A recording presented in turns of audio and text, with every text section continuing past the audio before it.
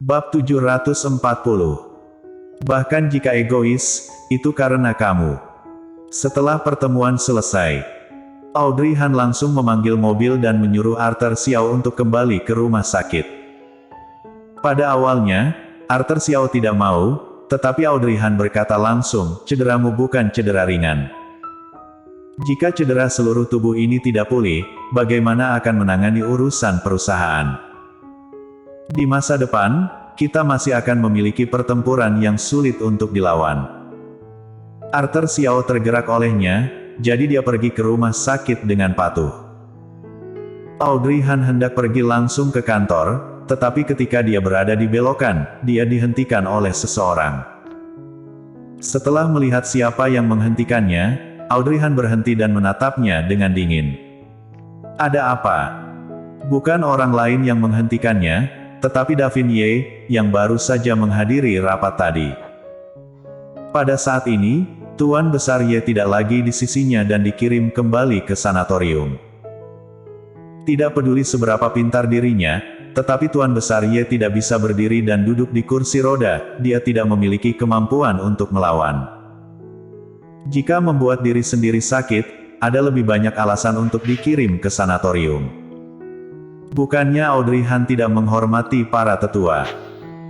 Tetapi setelah mendengarkan kata-kata Golden Ye, untuk memaksa dia kembali ke rumah Ye, Tuan Besar Ye dengan tega membunuh ibu Golden Ye dengan cara apapun. Seberapa dalam trauma yang ditinggalkan Golden Ye ketika dia masih kecil. Orang tua seperti itu Tuan Besar Ye tidak bisa dianggap sebagai penatua sama sekali, dia hanya menganggap Golden Ye sebagai benih yang bermanfaat. Davin Ye berdiri di depannya, matanya diturunkan, tempat yang dia lihat adalah dokumen di tangannya. Entah kenapa, punggung Audrey Han agak dingin ketika dia menatapnya seperti ini. Dia mundur 2 langkah dengan waspada. Davin Ye terdiam, lalu tiba-tiba mengangkat kepalanya. Kamu sangat waspada padaku sekarang. Audrey Han tidak mengatakan apa-apa. Bahkan bukan teman lagi. Aku tidak menyangka akan menjadi seperti ini di antara kita. Davin Ye maju selangkah dan mendekati Audrey Han. Mata Audrey Han melebar, dia mundur 2 langkah lagi. Tetapi Davin Ye tiba-tiba mengulurkan tangan dan menggenggam tangannya, mengangkat kedua tangan Audrey Han ke atas kepala, dan menekannya ke dinding dingin di sebelahnya. Ah!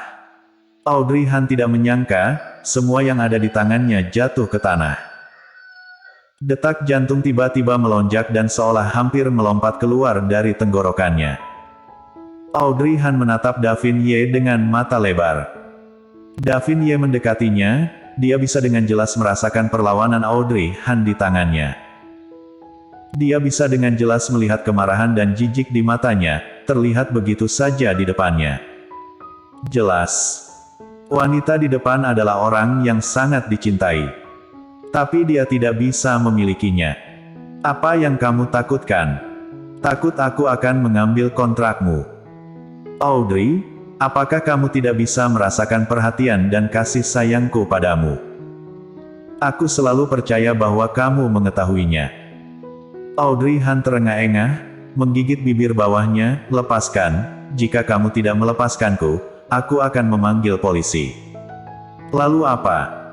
Davin Ye menertawakan dirinya sendiri, setelah polisi datang, apakah kamu akan menuntutku karena pelecehan? Audrey Han, kamu tidak harus melakukan ini, karena bahkan jika aku ingin melakukan ini padamu, aku tidak tega. Setelah kata-kata itu jatuh, Davin Ye menghela nafas berat, aku hanya ingin mengatakan beberapa patah kata kepadamu. Aku kembali ke perusahaan, benar-benar hanya ingin sementara menggantikan Golden mengelola perusahaan. Aku dulu adalah wakil CEO perusahaan ini, jadi aku memahami banyak hal. Perusahaan tidak bisa tidak dikelola siapapun untuk waktu yang lama. Audrey Han melawan di bawah kendalinya, tetapi kekuatan Davin Ye tidak sebanding dengannya.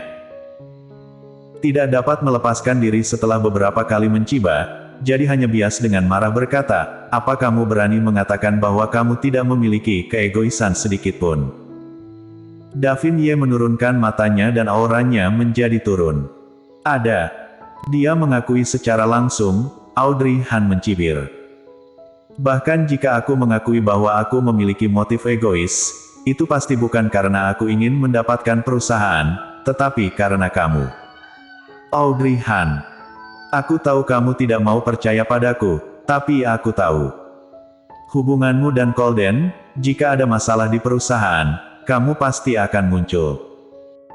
Tapi sekarang tubuhmu seperti ini, bagaimana aku bisa tega? Daripada membiarkanmu keluar, lebih baik.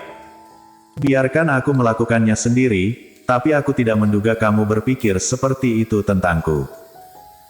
Audrey, aku tidak pernah bermaksud untuk menyakitimu, semua yang aku lakukan adalah untukmu. Lalu biarkan aku pergi. Davin Ye terkejut, dengan cepat melepaskan tangannya yang mencengkeram. Menatapnya sejenak, lalu berjongkok dan mengambil semua dokumen Audrey Han yang telah jatuh di tanah tadi, kemudian mengembalikan padanya. Maaf, aku sedikit emosional barusan. Ketika aku memikirkan, kamu tidak percaya padaku, aku sedikit marah. Aku mengembalikan semua ini padamu, harap kamu tidak keberatan.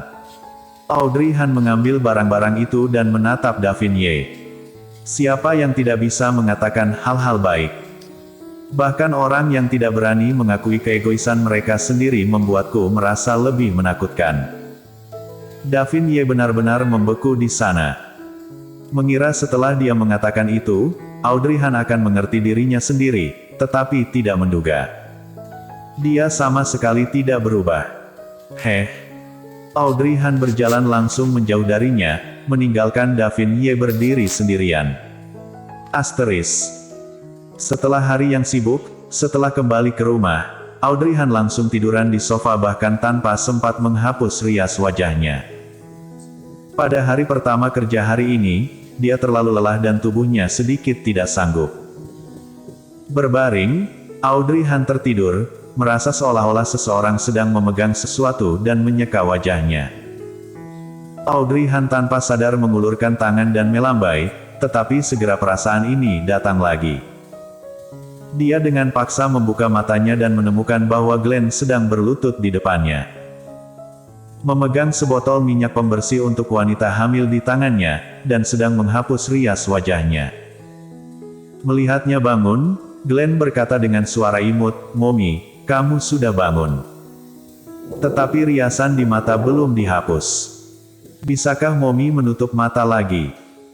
Untuk permintaan Glenn, Audrey Han menutup matanya segera, tanpa ragu-ragu.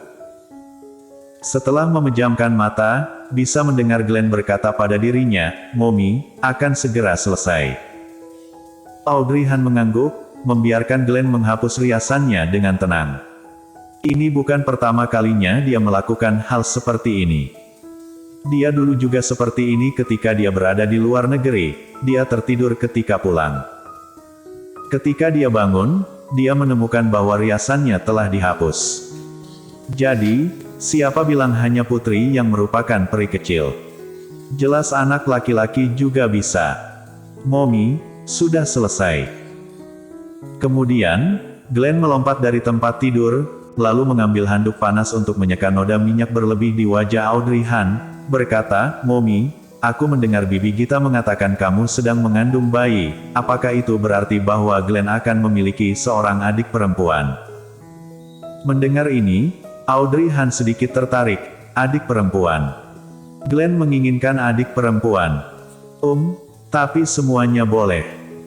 Asalkan Mommy suka, Glenn juga suka. Audrey Han mengangkat bibirnya, "Mommy tidak tahu apakah itu adik perempuan atau laki-laki, tapi apakah itu adik perempuan atau laki-laki, apakah?" Glenn bersedia menerimanya. Dia sedikit khawatir sebelumnya, Glenn akan sedikit tidak terima mengetahui berita ini. Lagi pula, Glenn sudah sendirian sejak masih kecil. Audrey Han tidak pernah berpikir bahwa dirinya akan hamil lagi. Glenn tahu bahwa Mommy sangat kesulitan. Glenn memeluk lehernya, menempelkan pipinya ke pipinya, dan berkata dengan pelan, "Selama Mommy bahagia, Glenn akan bahagia." Bersambung.